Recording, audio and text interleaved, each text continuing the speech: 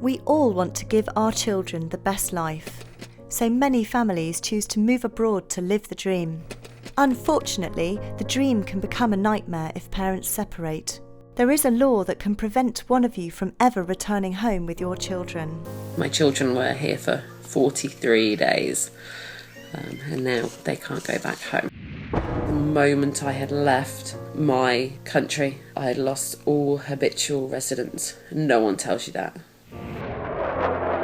As soon as you arrive in a new country with a plan to live there for a while, the habitual residence of your child transfers to the new country.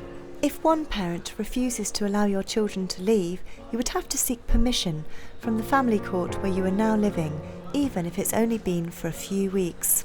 At the time I thought I was the only person going through this, but it turns out I wasn't alone, and there are hundreds of families trapped abroad, usually the mums, trapped there against their will, unable to return home. We're up here half the night sometimes with the children crying about wanting to go home, and they see an airplane in the sky and then wonder if that airplane is going home. You have to be aware that this can happen, and it can happen to you if you move abroad with your family.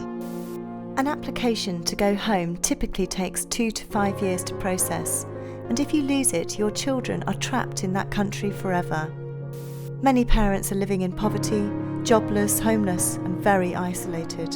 Sometimes they don't even have a visa to stay legally and get deported back home, but without their children. If you're an EU citizen, you found yourself stuck in another EU country, you are no longer liable to any emergency financial help. And even getting through the legal process take 2 or 3 years, and the judges make no provision as to how you survive. I have no rights as a citizen or permanent resident would have had. You know, you have no one, you're completely on your own, you haven't a penny. When it comes down to the law, if you're in trouble financially, go home is the message, but you can't go. I obviously couldn't go home without my son.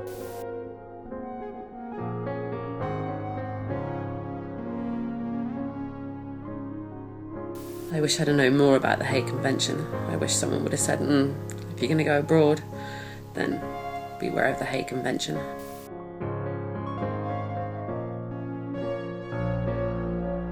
I'm stuck here. I don't want to go home.